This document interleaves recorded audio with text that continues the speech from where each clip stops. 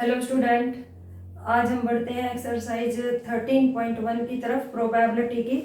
तो इसका जितना भी बेसिक कंसेप्ट था वो मैं सारा आपको बता चुकी हूँ। तो बेसिकली 13.1 जो है वो कंडीशनल प्रोबेबिलिटी से रिलेटेड है। ठीक है, तो देखते हैं इसके कुछ क्वेश्चन अप्लाई करते हैं। ठीक है, तो एक्सरसाइज 13.1 का फर्स्ट क्वेश्चन क्या है, देखो मैं पढ़ देती हूँ। Given that E and F are events such that probability of E is equal to this, probability of F is equal to this and probability of E intersection F equal to this। आपको निकालनी है probability of E whenever F is already occurred and probability of F whenever E is already occurred। तो देखो E और F कुछ ऐसे events हैं। तो क्वेश्चन नंबर फर्स्ट में हमें क्या गिवन है, given that probability of E वो है हमारा 0.6, probability of F this is 0.3, probability of E intersection F that is 0.2। और आपको निकालना क्या है, टू फाइंड दैट, फाइंड क्या करना हमारे पास कि probability of E whenever F is already occurred and probability of F whenever E is already occurred। तो ये आपको दोनों पार्ट निकालने हैं। तो देखते हैं। अब ये कंडीशनल प्रोबेबिलिटी मैंने बताया, देखो इसका फर्स्ट पार्ट मैं करके दिखा रही हूँ कि भाई E प्रोबेबिलिटी ऑफ E चाहिए जब F अकर हो चुका हो। इसे कैसे बोलते हैं, probability of E whenever F is already occurred।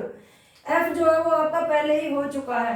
तो this is equal to according to the formula probability of E intersection F upon में probability of F। now probability of E intersection F क्या value है ऊपर से इसकी 0.2 और probability of F is 0.3। अगर हम इसे डेसिमल से हटा के फ्रैक्शनल में कन्वर्ट करेंगे तो answer is 2/3। Similarly second part पे जाएंगे। अब की बार क्वेश्चन में पूछा है find the probability of F when E has already occurred। तो E अब की बार पहले हो चुका है। तो बड़ा सीधा सा फॉर्मूला देखो स्टूडेंट, जब F की पूछी है E ऑलरेडी अकर हो चुका है तो सबसे पहले आप इंटरसेक्शन ले लें, तो F इंटरसेक्शन E हो जाएगा और फिर जो डिनोमिनेटर में है उसकी प्रोबेबिलिटी ले लेंगे। तो हमारा आंसर क्या आएगा, E intersection F this is 0.2। अब देखो E इंटरसेक्शन F और F intersection E both are equal. now probability of E is 0.6, तो आंसर इज 2/6 दैट इज 1/3। तो ये दोनों पार्ट हमारे कंप्लीट हो चुके हैं। सीधा बड़ा ऑर्डिनरी सा क्वेश्चन है, सिंपली बस क्वेश्चन में फॉर्मूला ही अप्लाई करना है। क्वेश्चन नंबर सेकंड की तरफ बढ़ते हैं। क्वेश्चन नंबर सेकंड देखते हैं क्या है। कहता है compute probability of A whenever B has already occurred। ये आप निकालेंगे कब, ये प्रोबेबिलिटी ऑफ B आपको क्या गिवन है 0.5, प्रोबेबिलिटी ऑफ सेकंड क्या गिवन है हमारे पास A intersection B। Okay, A intersection B क्या है 0.32। तो अब हमें क्या निकालना है, probability of A whenever B has already occurred। अभी मैंने आपको बताया बेटा A whenever B has already occurred formula क्या हो जाएगा, A इंटरसेक्शन B मतलब जिन दोनों की हो चुकी हो, ठीक है, और अपॉन में प्रोबेबिलिटी ऑफ ए और बी दोनों का इंटरसेक्शन और अपॉन में प्रोबेबिलिटी ऑफ ए नहीं सॉरी प्रोबेबिलिटी ऑफ बी, जो डिनोमिनेटर में है वही नीचे आ जाएगा। तो probability of A intersection B is 0.32 already given है क्वेश्चन में, और प्रोबेबिलिटी ऑफ बी 0.5। तो 32 अपॉन में 52 50 हो जाएगा। देखो ये 0.32 दो जीरो और ऊपर एक, तो इसका आंसर आएगा 0.64। जब हम इसे काटेंगे 25 और ये 0.64 that is our answer, right. Now हम बढ़ते हैं क्वेश्चन नंबर 3 की तरफ। तो देखते हैं क्वेश्चन नंबर 3 क्या है। क्वेश्चन नंबर 3 कहता है, अच्छा इसके केस है क्या, गिवन क्या है, if probability of A is 0.8। Okay, probability of B ये भी गिवन है हमें 0.5 और थर्ड गिवन है probability of A B with respect to A this is equal to 0.4। तो ये जो तीन वैल्यू हैं ये आपको गिवन है क्वेश्चन नंबर थर्ड में। आपको इनकी हेल्प से देखो फर्स्ट पार्ट देखते हैं क्या निकालना है ना। तो इसका जो फर्स्ट पार्ट है वो क्या कहता है कि फाइंड करो probability of A intersection B. मैं लिख लेती हूँ और क्या क्या निकालना है। सेकेंड पार्ट में probability A when B is already occurred और probability of A union B, ये हमारे टास्क है तीनों निकालने के। तो फिलहाल हम फर्स्ट पार्ट पर चलते हैं। फर्स्ट पार्ट है probability of A intersection B निकालिए। तो देखो क्वेश्चन में क्या गिवन है, प्रोबेबिलिटी ऑफ ए गिवन है, प्रोबेबिलिटी ऑफ बी गिवन है, प्रोबेबिलिटी ऑफ बी व्हेन है ए हैज ऑलरेडी अकर्ड। तो मैं इसी फॉर्मूले का यूज करूंगी। तो we probability of B when B of when A has already occurred, तो अकॉर्डिंग टू द फॉर्मूला ये किसके बराबर हो जाएगा, बी इंटरसेक्शन ए, दोनों का इंटरसेक्शन बताया था ना, अपॉन में प्रोबेबिलिटी ऑफ ए। तो दिस इंप्लाइज, अब ये वैल्यू क्या गिवन है मुझे ऑलरेडी 0.4, तो मैंने यहाँ पर 0.4 रख दिया। बी इंटरसेक्शन ये मुझे पता नहीं है और इसी का ही मुझे फाइंड करना था। तो probability of B intersection A upon में probability of A, probability of A is 0.8। तो दिस इंप्लाइज ये 0.8 यहाँ आके मल्टीप्लाई हो जाएगा तो 0.32। This is our probability of A intersection A, मतलब ए इंटरसेक्शन ए और बी इंटरसेक्शन ए बात बराबर है, ठीक है। तो दिस इज आवर आंसर। तो फर्स्ट पार्ट मेरा कंप्लीट हो गया है। अब हम सेकंड पार्ट की तरफ चलते हैं। सेकंड पार्ट में निकलवाया है कि probability of A when B has already occurred, मतलब ए की प्रोबेबिलिटी बताइए जब बी ऑलरेडी अकर हो चुका है। तो प्रोबेबिलिटी ऑफ, फॉर्मूला लगा देंगे ए इंटरसेक्शन बी अपॉन में प्रोबेबिलिटी ऑफ बी। तो दिस इज इक्वल टू, अभी ऊपर वाले पार्ट से ही हमने probability of A intersection B find किया है, तो वैल्यू सब्स्टिट्यूट कर देंगे, इसका 0.32 और प्रोबेबिलिटी ऑफ बी क्वेश्चन में देखो किसके इक्वल है, 0.5 के इक्वल है, तो यहाँ पर 0.5 रख देंगे। तो अगेन ये 32 अपॉन में 50, और इसीलिए मुझे याद हो गया क्योंकि कई क्वेश्चन में 32 अपॉन में 50 आ रहा है, तो answer is 0.64। Now the third is, third में कहता है कि find the probability of A union B. Okay, देखो जैसे हमने 11th के सेट में पढ़ा था ना कि अगर हमें ए यूनियन बी में नंबर ऑफ एलिमेंट्स निकालने हो तो हम कैसे निकालेंगे, number of elements in A plus number of, मैं लिख देती हूँ, मतलब हमने ये पढ़ रखा था 11th क्लास में सेट थ्योरी में, number of elements in A, number of elements in B minus number of elements in A intersection B. तो प्रोबेबिलिटी में भी बिल्कुल यही होता है, ठीक है। तो यहाँ पर आ जाएगा probability of A intersection B is equal to probability of A plus probability of B minus probability of A intersection B. तो प्रोबेबिलिटी ऑफ ए गिवन है 0.8, तो यहाँ पर हम रख देंगे 0.8 plus probability of B is 0.5 minus probability of A intersection B, वो हमने ऊपर निकाली थी फर्स्ट पार्ट में 0.32। तो यहाँ पर देखेंगे ये आ जाएगा 1.3 माइनस 0.32, तो ये आ जाएगा 30 के अराउंड है, लाइक फ्रैक्शन में करेंगे तो 0.98, ठीक है। आई थिंक 8 12 में 3 and 9, yes this is our answer. तो आई थिंक स्टूडेंट्स ये क्लियर हो गया होगा। बढ़ते हैं नेक्स्ट क्वेश्चन की तरफ। क्वेश्चन नंबर 4 देखते हैं। क्वेश्चन नंबर 4 कहता है evaluate probability of A union B if एक रिलेशन गिवन है and find probability of A when B has already occurred. तो क्वेश्चन नंबर 4 में लिख देते हैं गिवन पार्ट अपना कि गिवन दैट, हमें क्या गिवन है, ठीक है, 2 times probability of A equal to probability of B. ये वो रिलेशन था और इसकी वैल्यू, इन दोनों की वैल्यू 5/13 गिवन है एंड साथ में probability of A when B has already occurred 2/5। कहता है इन दोनों की हेल्प से probability of A union B बताइए, ठीक है। तो देखो ए यूनियन बी, अभी ऐसा थर्ड क्वेश्चन कराया था, formula is probability of A plus probability of B minus probability of A intersection B. ठीक है, ये हो जाएगा हमारे पास। तो प्रोबेबिलिटी ऑफ ए क्या है, इस रिलेशन को देखो, 2 times probability of A is equal to 5/13। तो this implies probability of A कितना हो जाएगा, 5/26। अगर मैं सेकंड और थर्ड इक्वालिटी को लेती हूँ तो probability of B is 5/13। Okay, तो लेकिन अब दोनों ये पता है, बट मुझे क्या नहीं पता है, ए इंटरसेक्शन बी। तो मैं इसको इक्वेशन नंबर 1 मान लेती हूँ। Now probability of A when b has already occurred given at 2/5।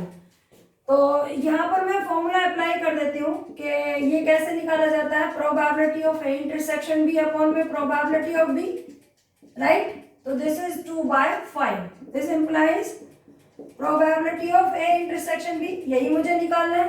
तो ये हो जाएगा 2/5 इंटू प्रोबेबिलिटी ऑफ बी, और प्रोबेबिलिटी ऑफ बी मेरा 2/5 और यहाँ पर कितना है 5/13। तो ए इंटरसेक्शन बी की वैल्यू कितनी आ गई मेरे पास, 2/13। Now put the value here, put in first, मैं फर्स्ट में रख देती हूँ। तो probability of A union B equal to probability of A which is 5/26 plus probability of B 5/13 minus probability of A intersection B अभी निकाला 2/13। तो 26 मेरा एलसीएम आ जाएगा और ये आएगा 5 + 10 - 4 दैट इज 11/26। तो ये मेरा आंसर हुआ। ठीक है, बढ़ते हैं नेक्स्ट क्वेश्चन की तरफ। क्वेश्चन नंबर 5 में क्या गिवन है जरा देखते हैं। क्वेश्चन नंबर 5 में हमें गिवन है probability of A 6/11, probability of B is 5/11 and probability of A union B is 7/11। तो इसके हमें 3 पार्ट निकालने हैं। One is probability of A intersection B. Okay, first part देखते हैं, probability of A intersection B. ठीक है, तो ये हमें फाइंड करना है, लेकिन हमें देखो गिवन दैट देखना चाहिए कि अगर हमें कंडीशनल प्रोबेबिलिटी गिवन है तो उसका फॉर्मूला अप्लाई करेंगे, कुछ और दे रखा तो उसको यूज करते हुए तब वैल्यू निकालेंगे। तो probability of A union B हमें पता है किसके इक्वल होता है, probability of A plus probability of B minus probability of A intersection B। तो this implies probability of A union B, probability of A कितना है 6/11। और अच्छा, यहाँ पर भी हम वैल्यू रखेंगे क्योंकि यहाँ पर अननोन हमारे पास केवल एक यही वैल्यू है। तो इसकी वैल्यू कितनी है 7/11 plus probability of B is 5/11 minus probability of A intersection B। This implies 7/11 is equal to 11/11 minus probability of A intersection B। अब A intersection B को लेफ्ट साइड ले आते हैं, ये नेगेटिव है, इधर की साइड आके पॉजिटिव हो जाएगा और ये 1 - 7/11 हो जाएगा, दैट इज 4/11। तो ये मेरा आंसर होगा। इसका सेकेंड पार्ट कहता है find probability of A when B is already occurred, B has already occurred। तो इसमें फॉर्मूला क्या अप्लाई होगा, probability of A intersection B upon में प्रोबेबिलिटी ऑफ बी। अब probability of A intersection B अभी निकाला फर्स्ट पार्ट में, तो ये 4/11 आएगा और प्रोबेबिलिटी ऑफ बी हमें ऑलरेडी गिवन है 5/11। तो आंसर इज 11 से 11 कैंसिल आउट, 4/5। तो थर्ड वन इज देखते हैं कि probability of B when A has already occurred. तो ये फॉर्मूला क्या आएगा, probability of B intersection A upon में प्रोबेबिलिटी ऑफ ए। अब बी इंटरसेक्शन का हो या ए इंटरसेक्शन बी का हो, बात बराबर है। तो ये वैल्यू आ जाएगी ऊपर से 4/11 और प्रोबेबिलिटी ऑफ ए गिवन है 6/11। तो आंसर इज 4/6 दैट इज 2/3। तो आई थिंक क्लियर हो गया होगा। चलो बढ़ते हैं नेक्स्ट क्वेश्चन की तरफ। क्वेश्चन नंबर 6 की तरफ बढ़ते हैं। क्वेश्चन नंबर 6 देखो क्या है। अ कॉइन इज टॉस्ड 3 टाइम्स। ठीक है, एक कॉइन को जो है वो 3 बार टॉस किया गया है। वेयर, आपको कुछ फर्स्ट पार्ट में दिया हुआ है कि ई वो इवेंट है हेड ऑन थर्ड टॉस, के ई वो इवेंट होगा जिसकी थर्ड टॉसिंग पर हेड आए, और एफ जो है वो हेड्स ऑन फर्स्ट 2 टॉसेस, और एफ वो इवेंट है जो फर्स्ट 2 टॉसेस पर हेड को शो करे। अगर ऐसा है तो आप बताइए कि compute probability of E whenever F has already occurred. तो ये कंडीशनल प्रोबेबिलिटी है कि जब एफ इवेंट हो चुका हो उसके बाद ई इवेंट की प्रोबेबिलिटी क्या होगी। ठीक है, तो देखते हैं। तो जब एक कॉइन 3 बार टॉस किया जाएगा तो उसका सैंपल स्पेस क्या होगा हमारे पास, H H H H H T H T H T H H H T T T H T T T H और टी टी टी। अगर किसी बच्चे को ये याद नहीं रहता है कि भाई है ना, बहुत सारे बच्चे मैंने देखा कि इसको याद कर लेते हैं, तो इसे याद करने की कोई ज़रूरत नहीं है। अच्छा होगा कि आप एक बनाना सीखे कि देखो सपोज करो ये मेरी फर्स्ट थ्रो है, ये मेरा सेकंड टाइम टॉसिंग का है और ये थर्ड टाइम का है। ठीक है, अगर फर्स्ट कॉइन टाइम मैं एक कॉइन को उछालती हूँ तो मेरे पास आउटकम्स क्या क्या हो सकते हैं, या तो हेड आएगा या टेल आएगा। राइट, अब आ जाइए इस पर। अगर फर्स्ट टाइम सपोज करिए मैंने कॉइन को टॉस किया और हेड आ गया, तो सेकेंड टाइम या तो मेरे पास हेड आएगा या टेल आएगा। ठीक है, लेट अस अज्यूम दैट कि सेकेंड टाइम हेड आया, तो मैं थर्ड टाइम पर इधर मेरा आउटकम हेड होगा या टेल होगा, या अगर मेरा सेकेंड टाइम टेल आया होता तो आउटकम थर्ड टाइम या तो हेड होगा या टेल होगा। सिमिलरली इसी टाइप से अगर फर्स्ट थ्रो में टेल आया होता तो सेकेंड टाइम मेरा या तो हेड आएगा या टेल आएगा, और अगर सेकेंड टाइम हेड आया तो थर्ड में फिर से मेरे पास दो ऑप्शन, या तो हेड या टेल, या हेड या टेल। तो अब देखो ऑप्शन देखो मेरे पास, इसे लिखते कैसे हैं। फर्स्ट टाइम आप मान लीजिए कि हेड आया और सेकेंड टाइम भी हेड आया, तो थर्ड टाइम के दोनों केस लिखिए, एक बार एच लिखेंगे और एक बार एच एच के साथ टी लिखेंगे। राइट, सिमिलरली जब हमारे पास एच आया तो टी, यहाँ पर हेड यहाँ पर टेल एज्यूम कर लिया, और अब इन दोनों केस को लिखेंगे H T T. Similarly T, अगर अब ये 4 ऑप्शन हो चुकी है हमारे पास, ये जो फर्स्ट केस की ये जो चारों थे केस ये हम लिख चुके हैं। सेकेंड केस के लिखवाइए T H H T H T T T H और टी टी टी। राइट, तो अगर आप इस टाइप से लिखते हैं तो आपका कोई भी केस ऐसा नहीं होता कि जो रिपीट हो जाएगा या आप उसे कोई छोड़ देंगे। तो इस मेरे हिसाब से आपको चाहे कॉइन हो चाहे डाइस हो इसी टाइप से लिखना चाहिए। तो बढ़ते हैं। अब देखो ई के फेवर में मेरे पास जरा देखते हैं कि कौन कौन से आउटकम्स हैं। ई क्या कहता है, हेड ऑन थर्ड टॉस, तो थर्ड टॉस पर हेड, थर्ड टॉस पर हेड देखिए कहाँ कहाँ है, 1 है 2 है और 3 है, उसके बाद कहीं नहीं है थर्ड टॉस पर। ठीक है, तो ई के फेवर में 3 आउटकम्स हो गए, head head head head T head, sorry S T H और T H H. Right, and similarly E के फेवर वाले लिखिए आप, E head on first 2 tosses, जब 2 टॉस पे फर्स्ट 2 टॉसेस पर हेड आए, तो फर्स्ट 2 टॉसेस पर हेड देखो यहाँ आएगा, तो एच एच एच और एक एच एच टी। इसके अलावा कहीं भी फर्स्ट, यहाँ पर फर्स्ट पर हेड है, सेकंड पर टेल है, यहाँ टेल है फर्स्ट पर, दूसरे पर हेड है, तो बाकी कहीं भी वो होल्ड नहीं करता है। तो ये उसके फेवर में जो है आउटकम्स होंगे। तो अब हम अपना प्रोबेबिलिटी ऑफ, पहले चलो ई इंटरसेक्शन एफ निकाल लेते हैं। तो ई इंटरसेक्शन एफ में एक ही आउटकम आया which is H H H. Right, उसके बाद ये देखो कुछ भी मैच नहीं कर रहा है, तो अब प्रोबेबिलिटी ऑफ ई लिखवाओ। प्रोबेबिलिटी ऑफ ई देखो 1 2 3 3 जो है हमारे पास आउटकम्स जो हैं वो ई के फेवर में तो जब प्रोबेबिलिटी लिखेंगे तो number of favourable outcomes upon में total number of outcomes, total number of outcomes is 8। Probability of F लिखवाइए, एफ के फेवर में कितने इवेंट्स थे 2, तो total number of outcomes 8। Similarly probability of E intersection F, E intersection F में favour में 1 और total number of outcomes is 1/8। अब फर्स्ट पार्ट में क्या निकलवाया है, सभी इन तीनों पार्ट में हमें कंप्यूट करना है probability of E when F has already occurred.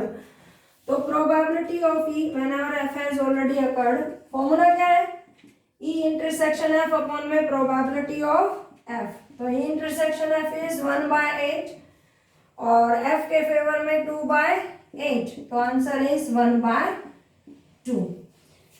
देखो बच्चों ये तो हो गया फॉर्मूले से, अब हमारा बेसिक भी स्ट्रॉन्ग होना चाहिए, ठीक है। तो जरा मैं एक थोड़ा सा इसमें बेसिक बात भी बताना चाहूंगी कि बड़ा ये सब फॉर्मूले वॉर्मूले सब हम खुद बनाते हैं। तो यहाँ देखो प्रोबेबिलिटी क्या चाहिए थी मुझे कि एफ ई की प्रोबेबिलिटी जब एफ हैज ऑलरेडी अकर्ड, तो ये सारा मैं बेसिक में बता चुकी हूँ कि कंडीशनल प्रोबेबिलिटी में क्या होता है कि जब एक इवेंट की प्रोबेबिलिटी का दूसरे इवेंट की प्रोबेबिलिटी पर फर्क पड़े तो वहां हम कंडीशनल प्रोबेबिलिटी यूज करते हैं। जैसे उसने कहा कि उसे पहले एफ हो चाहिए तब ई चाहिए, तो ई के लिए हमारा जो सैंपल स्पेस है ना वो रिड्यूस हो जाएगा। तो सपोज करो कि किसी बच्चे ने ई का देख लिया कि भाई मैं ना सॉरी एफ का, क्योंकि पहले उसको एफ इवेंट वो करवाना, तो एफ में देखो एफ के फेवर में क्या क्या था, H H H H H T, ठीक है। अब एफ में से ही क्योंकि एफ हो चुका होगा अब वो ई को अकर कराएगा, तो आप यहाँ पे देखेंगे कि जब एफ हो चुका होगा तो एफ के फेवर में तो ये है, अब उसको ई इसमें से लेना है, तो उसका जो सैंपल स्पेस में जहां 8 एलिमेंट थे वो रिड्यूस होके किसमें हो गए 2 एलिमेंट्स में कन्वर्ट हो गए। तो अब ई को देखो, ई के फेवर में कौन सा जाएगा, ई कहता है हेड ऑन थर्ड टोस, ई चाहता है कि थर्ड टोस पर उसका हेड आए, तो यहाँ पर सिर्फ एफ में से अगर वो लेगा तो केवल एक ही इवेंट उसके फेवर में जाएगा एच एच एच, तो ये ई नहीं है, मतलब ई की जब एफ ऑलरेडी अकर हो चुका होगा। तो in that case probability of E whenever F has already occurred 1 upon में एफ के आउटकम्स कितना था 2, तो आप देखो 1/2 1/2। तो ये हमारा बेसिक फंडा ये था हमारा, क्या था कि भाई अगर किसी भी इवेंट की प्रोबेबिलिटी आपको तब चाहिए जब दूसरा हो चुका हो, तो जो हो चुका होता ना तो दूसरे वाले इवेंट के लिए वही सैंपल स्पेस बनता है। तो इसमें जो एफ ऑलरेडी अकर हो चुका है तो जो एफ के फेवर में एलिमेंट होंगे वही ई के लिए सैंपल स्पेस का काम करेंगे, राइट। आई थिंक क्लियर हो गया होगा। चलते हैं इसके सेकंड पार्ट पर, बढ़ते हैं सेकंड पार्ट की तरफ। तो सेकंड पार्ट कहता है ई एटलीस्ट 2 हेड्स, उसको क्या चाहिए कम से कम 2 हेड चाहिए, और एफ क्या चाहिए उसको एटमोस्ट 2 हेड्स, ज्यादा से ज्यादा 2 हेड। तो पहले ई के फेवर के एलिमेंट्स लिखते हैं।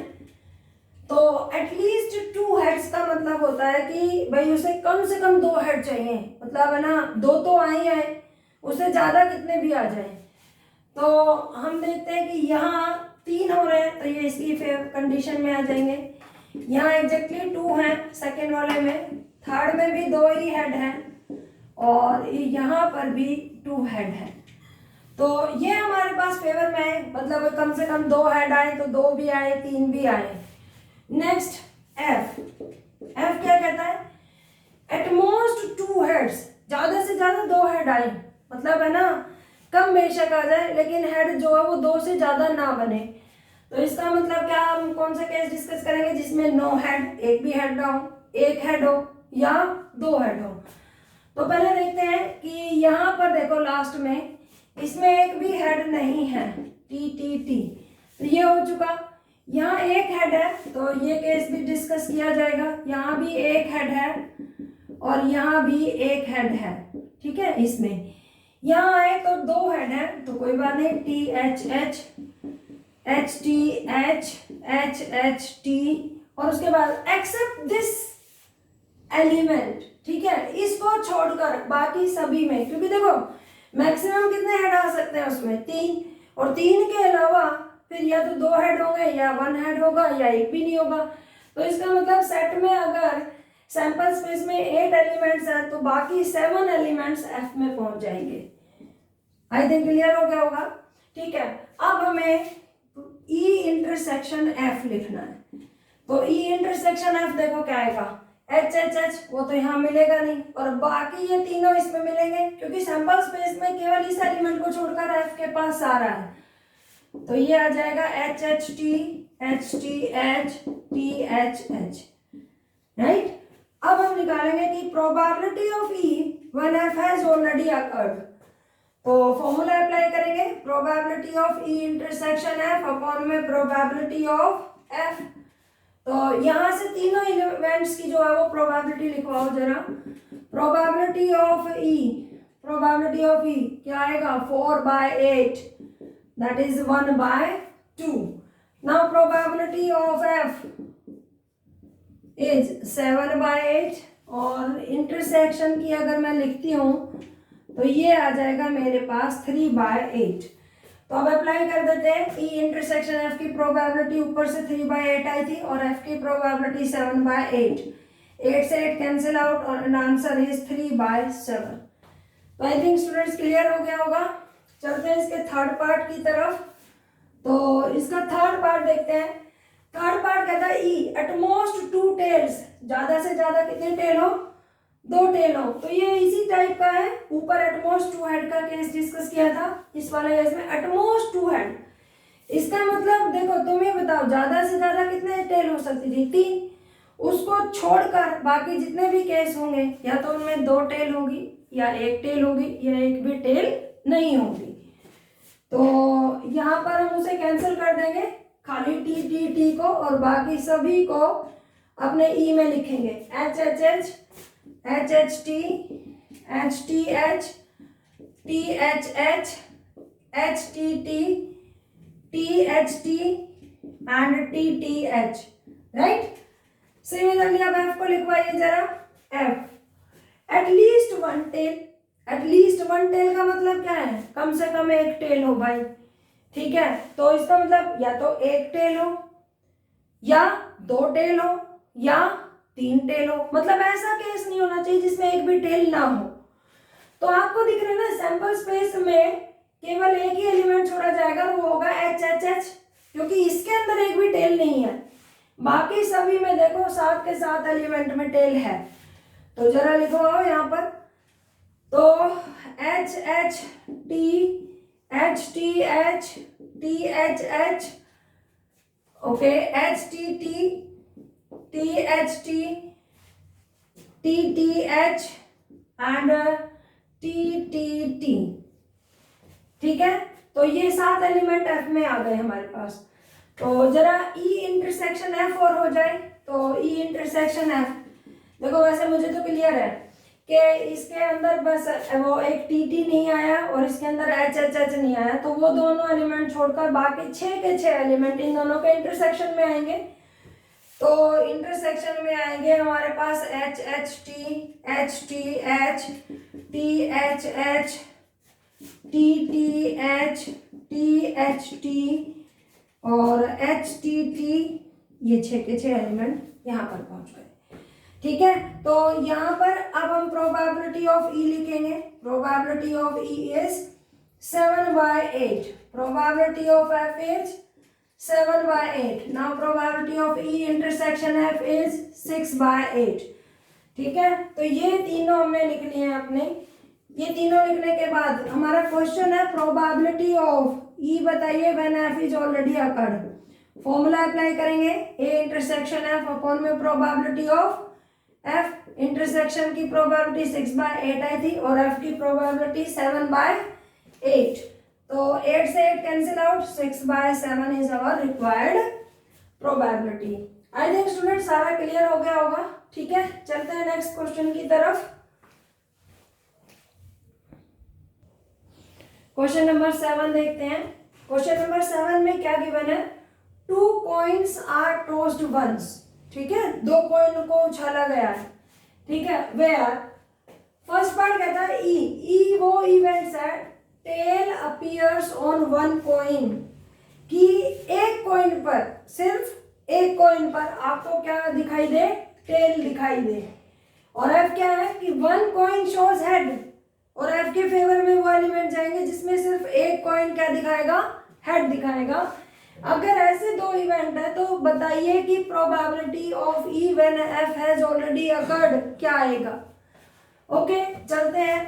तो सबसे पहले अपना सैंपल स्पेस लिखेंगे एस। अगर दो पॉइंट को हम शो कर वो करेंगे, टॉस करेंगे, तो देखो पहला आउटकम या तो हेड आएगा या टेल आएगा, दूसरा आउटकम हेड या टेल, और यहाँ पर भी हेड या टेल। तो टोटल नंबर ऑफ आउटकम्स आएंगे 4, 2 + 2 4। तो आउटकम्स आ गया head head, head tail, tail head, tail tail, right. अब ई के फेवर में देखते हैं, ठीक है, ई के फेवर में कौन से एलिमेंट जाते हैं। ई चाहता है कि tail appears on one coin, उसके एक कॉइन पर टेल अपीयर हो। तो यहाँ तो कोई टेल है नहीं, यहाँ पर भाई एक टेल है और यहाँ पर भी एक टेल है। यहाँ पर दोनों पॉइंट पर टेल शो हो रही है, तो इसे ये केस नेग्लिजिबल है, ठीक है, क्योंकि इसको वो नेग्लेक्ट करेगा। यहाँ पर दो टेल है, उसको एक ही कॉइन पर टेल चाहिए, ठीक है, समझ आया। तो अब एफ लिखते हैं, F one coin shows head, तो यहाँ पर तो दोनों कॉइन हेड शो कर रहे हैं, तो इसे हम नेग्लेक्ट करेंगे। एच टी और टी एच, तो ये दोनों केस इसमें लिखे जाएंगे, ठीक है। और अब हम निकलेंगे, क्या लिखेंगे, हमें चाहिए ई इंटरसेक्शन एफ। तो ई इंटरसेक्शन एफ में तो दोनों ही आ गए, एच टी बी और टी एच बी, राइट। तो अब हम प्रोबेबिलिटी ऑफ ई लिखेंगे। Probability of E is 2/4 number of favourable outcomes in E upon में total number of outcomes. Probability of F again 2/4 and probability of E intersection F, this is again 2/4. तो now हमें चाहिए कि probability of E when F has already occurred। तो हमारे पास क्या formula होगा, probability of E intersection F upon में probability of F। E intersection F is 2/4 and probability of F is again 2/4, तो answer is 1। Okay, I think clear हो गया। Second part को देखते हैं। सेकेंड पार्ट है ई, नो टेल अपीयर्स, ठीक है। तो यहाँ पर देखिए ई के फेवर में ई चाहता है कि उसके किसी भी उस पर फर्स्ट कॉइन का टॉस हो या सेकेंड का हो, तो उसको कभी भी टेल ना दिखाई दे, तो एक ही आउटकम्स आएगा, head head, right. Similarly F पर जाएंगे, देखते हैं एफ क्या कहता है। कहता है नो हेड अपीयर्स, उसको कोई भी हेड नहीं चाहिए, तो उसका ये केस भी रिजेक्ट, ये भी रिजेक्ट, ये भी रिजेक्ट, ओनली वन केस, ठीक है, फेवर टू एफ। तो अब ई इंटरसेक्शन एफ जब हम निकालेंगे तो ये तो एम्प्टी सेट आएगा, तो प्रोबेबिलिटी ऑफ ई इस केस में 1/4 होगी, प्रोबेबिलिटी ऑफ एफ अगेन 1/4 होगी, लेकिन प्रोबेबिलिटी ऑफ ई इंटरसेक्शन है पक्का 0/4 होगी, राइट, क्योंकि इसके उसमें कोई एलिमेंट आया ही नहीं, this is a null set. और अब हम probability of E when F has already occurred निकालेंगे, तो फॉर्मूला लगाएंगे probability of E intersection F upon में प्रोबेबिलिटी ऑफ एफ, तो 0 अपॉन में 1/4, तो answer is 0, right. I think बच्चों समझ आ गया होगा। बढ़ते हैं नेक्स्ट क्वेश्चन की तरफ। क्वेश्चन नंबर 8 देखते हैं। क्वेश्चन नंबर 8 क्या कहता है, अ डाई इज थ्रोन 3 टाइम्स, ठीक है, एक डाई को 3 बार जो है वो थ्रो किया गया है और उसके आउटकम्स नोट कर लिए गए हैं।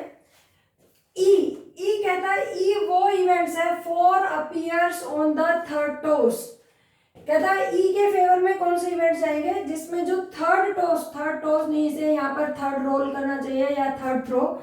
जब थर्ड थ्रो में हमारे पास डाइस जो है वो क्या शो करेगी, 4 को शो करेगी। और एफ वो इवेंट्स होंगे जब 6 and 5 appears respectively on first 2 tosses. अच्छा, रिस्पेक्टिवली का मतलब है कि अगर फर्स्ट पर 6 आए तो सेकंड पर 5 आए, ऐसा नहीं है कि 5 6 कर दो आप उसे, नहीं, रिस्पेक्टिवली का मतलब है पहले 6 अपीयर हो और फिर 5 अपीयर हो। तो फर्स्ट 2 डोसेज मतलब पहली फर्स्ट पर 6 आए और सेकंड डाई पर 5 आए और उसके बाद चाहे कुछ भी आए। तो ये 2 इवेंट है और उसके बाद आपको डिटरमाइन करना है, determine probability of E when F has already occurred. ठीक है, तो ये आपको निकालना है।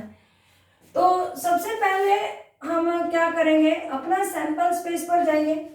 तो we all of us know that if a die is thrown 3 times the number of elements in the sample space are, तो देखो ये फर्स्ट डाई है, सेकंड डाई या ये थर्ड डाई, तो यहाँ पर 1 आ सकता है, 2 आ सकता है, 3 आ सकता है, 4 आ सकता है, 5 आ सकता है और 6 आ सकता है। तो कितने आउटकम्स हुए, पॉसिबल आउटकम्स आर 6। सिमिलरली 6 यहाँ पर होंगे, 6 यहाँ पर होंगे, तो total number of equally likely events is 216. So that means number of elements in the sample space is 216 and all of them are equally likely events. अब हम बढ़ते हैं अपना E की तरफ कि जो हमारा E है वो क्या होगा। अब देखो लिखने को मैं सारा E भी लिख सकते हो, प्रेजेंट कर सकते हो कि वो कहता है कि उसको चाहिए 4 appears on the third toss, के जो थर्ड डाइस है उस पर उसको 4 चाहिए हमेशा।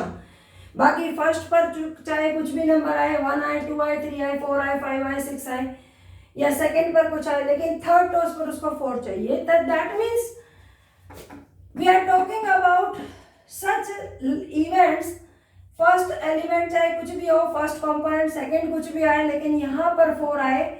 और मैं इसे ऐसे लिख सकती हूँ कि एक्स वाई जो है 1 से लेकर एक्स वाई अप टू कहाँ तक जा सकता है, 6 तक जा सकता है। ठीक है, तो number of elementary events in E के अंदर कौन से एलिमेंट होंगे कि यहाँ पर 6 आउटकम होंगे, यहाँ पर 6 आउटकम होंगे, लेकिन यहाँ पर एक ही होगा 4 फिक्स। तो दैट मीन्स इसके अंदर कितने एलिमेंट आ गए, 36।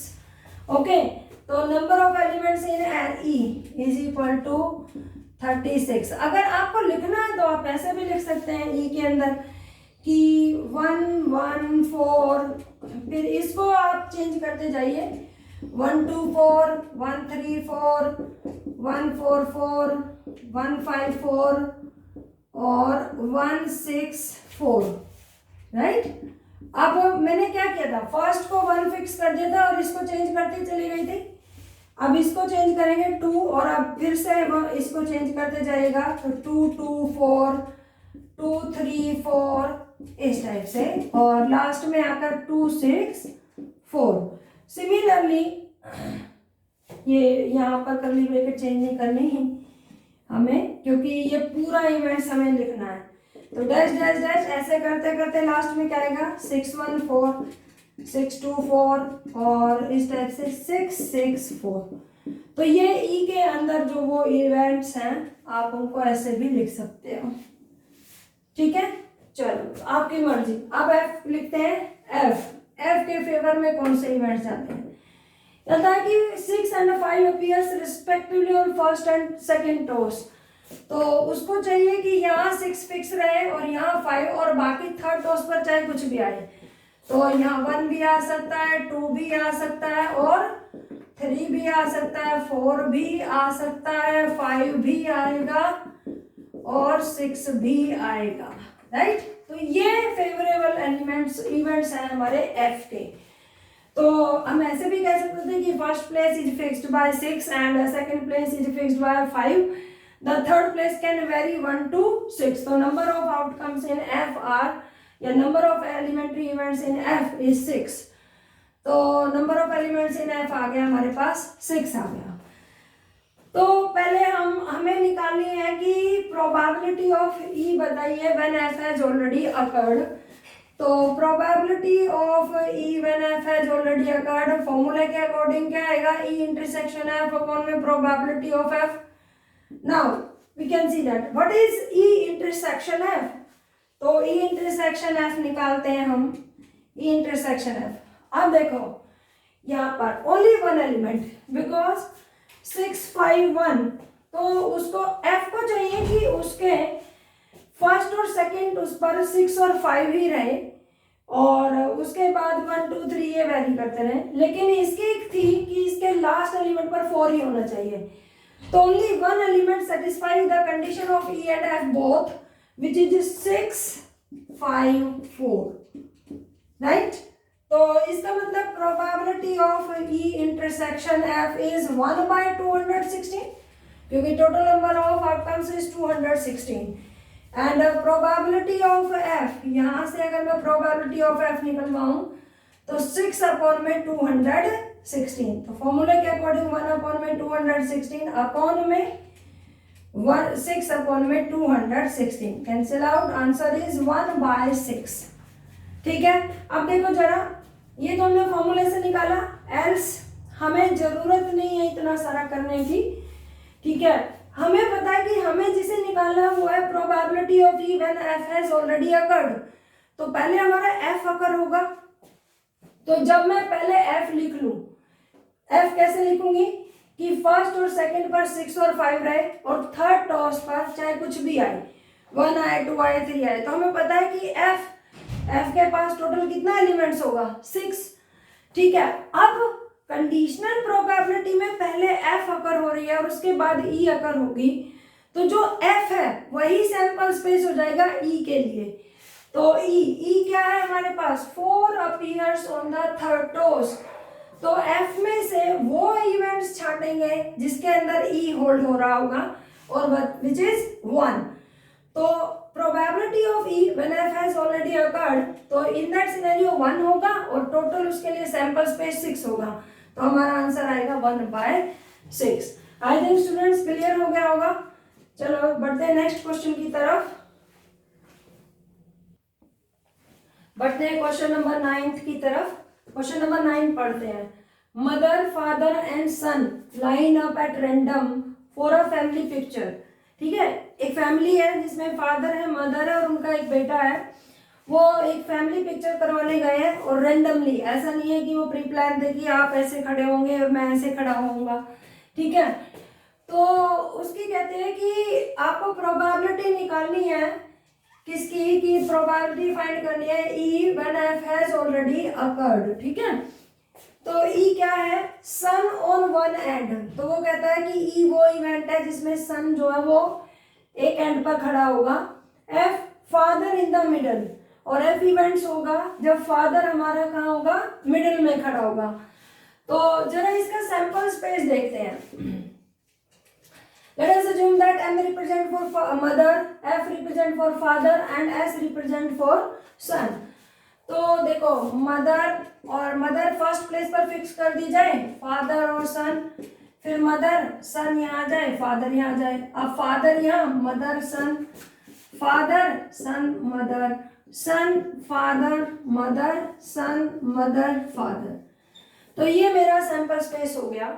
अब ई के फेवरेबल इवेंट्स लिखते हैं हम। ई सन ऑन वन एंड, तो देखो यहाँ पर सन एंड में है, ठीक है, यहाँ पर सन बीच में है, यहाँ पर एंड में है, यहाँ पर एंड में है, यहाँ पर एंड में है। तो 4 केसेस हो गए। तो mother father son, father mother son, son father mother, son mother father, ये हो गए। एफ के लिए क्या इवेंट्स होंगे हमारे पास, father in the middle, father in the middle देखो जरा, यहाँ पर है मदर फादर सन और फादर इन द मिडल, और कहाँ पर है, यहाँ पर है एस एफ एम। तो प्रोबेबिलिटी अब यहाँ ई इंटरसेक्शन एफ बताओ, ई इंटरसेक्शन एफ, तो एम एफ एस होगा और एस एफ एम, ये दोनों ही केस आ जाएंगे क्योंकि इन दोनों केस में सन यहाँ पर है और इसमें इस वाले एंड पर है। तो प्रोबेबिलिटी ऑफ ई देखो 4 फेवरेबल केसेस है, 4/6 हो गया, और प्रोबेबिलिटी ऑफ एफ हो गया 2/6 and probability of E intersection F again 2/6। तो अब हमें चाहिए probability of E when F has already occurred is probability of E intersection F upon में probability of F. E intersection F is 2/6 और F की again 2/6, answer is 1. Right. I think clear हो गया होगा। और देखो दूसरा बेसिक तरीका अपना, इसको चाहिए probability of E when F has already occurred. तो पहले आप एफ का ही केस लिख लीजिए। एफ के केस में उसको चाहिए कि जब उसका फादर मिडल में हो, मतलब सन और मदर कॉर्नर पर होंगे, फादर मिडल में होगा, तो सन फादर और यहाँ मदर, या एक बार मदर यहाँ आ जाएगी और सन उसका चला जाएगा। अब हमें ई की प्रोबेबिलिटी चाहिए, तो जो ई है वो एफ पर डिपेंड करता है, तो एफ के लिए एफ ही जो है वो ई के लिए सैंपल स्पेस होगा। अब इस केस में दोनों ही केस ई के फेवर में आएंगे, तो इसका मतलब probability of E intersection F, sorry E when F has already occurred, तो 2 उसके फेवर में और एफ उसके लिए सैंपल स्पेस है। That is your answer. ठीक है, आई थिंक क्लियर हो गया होगा। नेक्स्ट क्वेश्चन पर चलते हैं। क्वेश्चन नंबर 10 की तरफ चलते हैं। क्वेश्चन नंबर 10 कहता है a black and a red dice are rolled. ठीक है, कि एक ब्लैक और एक रेड डाइस को रोल किया गया है। Find the conditional probability of obtaining a some greater than 9। आपको कंडीशनल प्रोबेबिलिटी निकालनी है किसकी, जब आपके पास दोनों डाइस का जो सम है, जो नंबर आएंगे उनका जो सम है वो ग्रेटर देन कितना मिले, 9 मिले। लेकिन उससे पहले given that the black die resulted in a 5, लेकिन उसको किस कंडीशन के बिहाफ पे चाहिए कि ब्लैक डाई ने रिजल्ट कितना दिया हुआ हो, 5 दिया हुआ हो। तो देखो सबसे पहले हम अपना सैंपल स्पेस लिखेंगे। तो सैंपल स्पेस में पूरा क्या आएगा, देखो हमारे पास एक ब्लैक डाई और एक रेड डाई रोल की गई है, डाइस सॉरी। तो यहाँ पर अगर मैंने मान लिया कि यहाँ पर आउटकम सारे मैं लिखने की जगह क्या करती हूँ कि ये फर्स्ट प्लेस है, ये सेकंड प्लेस है, तो जो फर्स्ट डाइस में रोल करूंगी तो वहां पर क्या आएंगे आउटकम्स, इधर 1 2 3 4 5 6, तो 6 ऑप्शन होगी और यहाँ भी 6 ऑप्शन होगी, तो 6 6 जा 36 है। इतने एलिमेंट्स मेरे एस में आएंगे। आप ऐसे भी लिख सकते हो कि एस को कि एक्स वाई सच दैट कि एक्स जो है वो 1 से स्टार्ट हो, एक्स भी और वाई भी, और अप टू 6 तक जाए। ठीक है, तो ये हमारे पास 36 आउटकम्स हो गए, जिसमें जो पहला आउटकम है वो मेरे पास ब्लैक डाइस का है और जो सेकंड है वो रेड डाइस का है। ओके, अब हम चलते हैं कि मान लेते हैं let us assume that E be the event. क्या, कौन सा इवेंट है, getting a some greater than 9। तो ई को मैंने मान लिया getting a some greater than 9।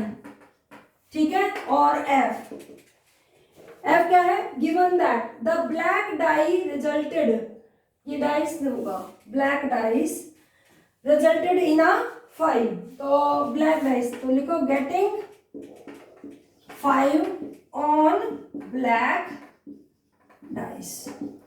Okay, अब हमें निकालना क्या है, देखो जो पार्ट गिवन दैट है वो हो चुका है, तो एफ मैंने वही इवेंट माना है जो गिवन दैट में लेकर रखा कि black dice resulted in 5।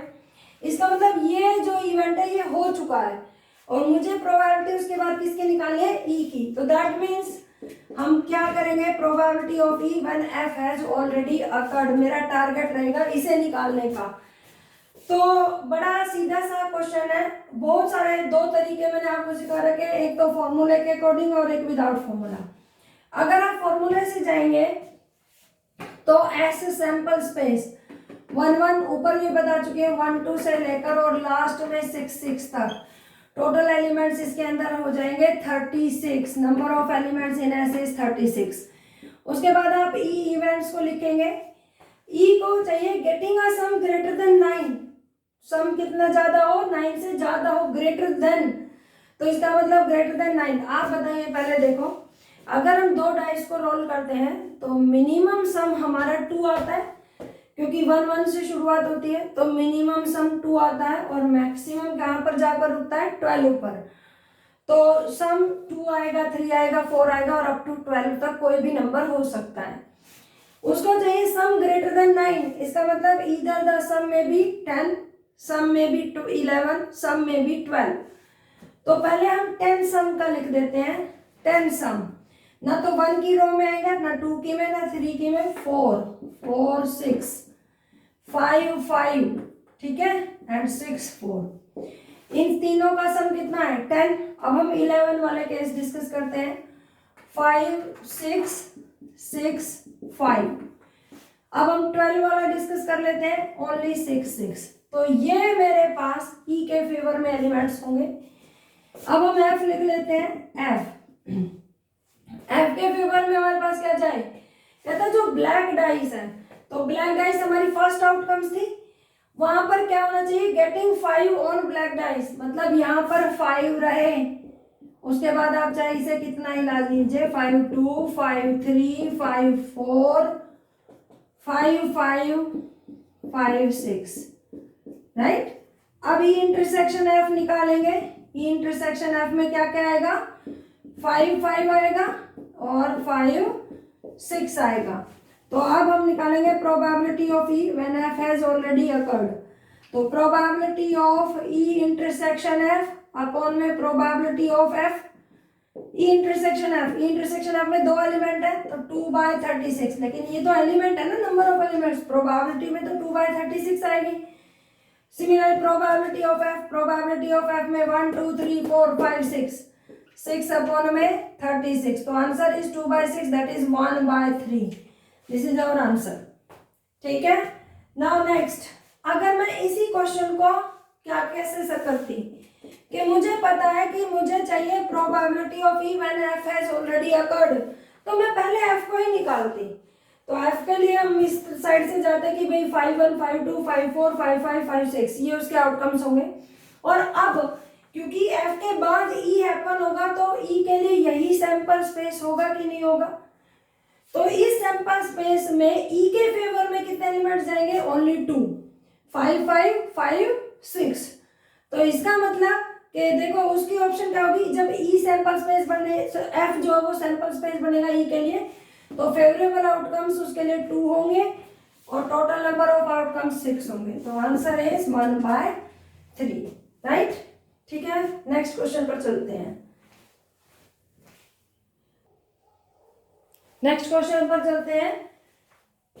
10th का सेकंड पार्ट कहता है कि ब्लैक डाई और रेड डाइस को रोल किया गया है। Find the conditional probability of obtaining the sum 8। आपको उस प्रोबेबिलिटी को निकालना है कि जब दो डाइस के ऊपर जो नंबर दिखाई दे उनका सम कितना हो? 8 हो। लेकिन given that the red die resulted in a number less than 4, लेकिन शर्त यह है कि जो रेड डाई है वो एक नंबर शो करना चाहिए, उसको जो नंबर शो करे वो 4 से हमेशा छोटे रहे। तो इसका मतलब देखो कि रेड डाइस के ऊपर पहले सैंपल स्पेस में कितने एलिमेंट होंगे? 36, 1 1 से लेकर 1 2 1 3 इस टाइप से लेकर लास्ट में कहाँ तक जाएगा? 6 6 तक। तो number of elements in S is 36, ये होंगे हमारे पास। अब मैंने मान लिया कि ई भी था इवेंट। ई कौन सा इवेंट माना मैंने? गेटिंग अ सम ऑफ 8, ठीक है, getting sum of the dice. वैसे तो ये है ना, sum of the numbers on the dice 8 लिख सकते हो। एफ कौन सा है? Getting the number, getting 4 on red dice, ठीक है। नहीं 4 नहीं, less than 4, getting a number, इसको हटा देते हैं, less than 4 on red dice, okay. अब हम काम स्टार्ट करते हैं अपना ई इवेंट्स के फेवरेबल इवेंट्स को लिखना। Getting sum of the dice is 8। तो मैंने अभी थोड़ी देर पहले बताया था कि जो डाइस होती है उनका मिनिमम सम 2 से स्टार्ट होता है और मैक्सिमम कहाँ तक जाता है? 12 तक जाता है। लेकिन हमें कौन सा सम लिखना है? जिन दो नंबर का सम 8 आए। तो 2 6 3 5 4 4 5 3 एंड 6 2। तो ये सारे जो इवेंट्स है वो ई के फेवर में रहेंगे। अब एफ लिखवाइए। तो F क्या है हमारे पास, getting number less than 4 on red dice. ये जो सेकंड जो है फर्स्ट ब्लैक डाइस को रिप्रेजेंट करता है और जो दूसरा है वो रेड डाइस को रिप्रेजेंट करता है। तो वो कहता है कि 4 हो रेड डाइस के ऊपर, नंबर लेस देन 4 हो। तो लेस देन 4 कितने नंबर होते हैं, देखो एक डाइस पर 1 आ सकता है, 2 आ सकता है, 3 आ सकता है, 4 आ सकता है, 5 आ सकता है, 6 आ सकता है, ये 3 नंबर। इसका मतलब देखो अगर मैं f को लिखना चाहूँ ना तो ऐसे भी लिख सकते हो कि एक्स वाई सच दैट कि x को छूट है 1 से लेकर 6 तक की, लेकिन y जो है वो मेरे पास 1 से लेकर अप टू 3 तक रहे। तो इसका मतलब देखो नंबर ऑफ, यहाँ पर कितनी ऑप्शन है उसके पास 6 और यहाँ पर कितनी ऑप्शन है 3, तो इसके अंदर एलिमेंट्स तो 18 आएंगे। लेकिन वो 18 क्या क्या होंगे जरा वो दिखा देते हैं एक बारी। 1 1 1 2 1 3, फिर 2 1 2 2 2 3, इसी टाइप से करते करते 3 1 3 2 3 3 और फिर हम क्या लिख देंगे डैश डैश डैश लगा के 6 1 6 2 6 3, ये वाला। ठीक है, अब हमें निकालना है क्या, probability of E when F has already occurred। तो probability of E intersection F upon में probability of F। तो पहले probability of E intersection F देख लेते हैं। अगर मैं यहाँ पर E intersection F निकालूंगी तो जाहिर सी बात है, देखो E हमारे पास वो थे जिनका सम 8 आया, तो इनमें से वो आउटकम देखते हैं E में से, क्योंकि कॉमन लेना है, जिनका सम 8 आ रहा हो और जो यहाँ सेकेंड एलिमेंट है वो 1 2 3 हो। तो यहाँ तो 6 है, cancel this cancel this cancel, only this and this. तो 5 3 और 6 2, तो उसके इंटरसेक्शन में 2 ही एलिमेंट आए, तो यहाँ प्रोबेबिलिटी क्या हो जाएगी 2 अपॉन में 36 अपॉन में। जब आप प्रोबेबिलिटी लिखेंगे तो फेवरेबल आउटकम्स इन इंटरसेक्शन है अपॉन में टोटल नंबर ऑफ आउटकम्स लिखेंगे। और प्रोबेबिलिटी ऑफ एफ में कितने एलिमेंट आए 18, तो 18 अपॉन में 36, तो दैट इज 2/18, तो आंसर इज 1/9। आई थिंक बच्चों क्लियर हो गया होगा। नेक्स्ट क्वेश्चन पर चलते हैं।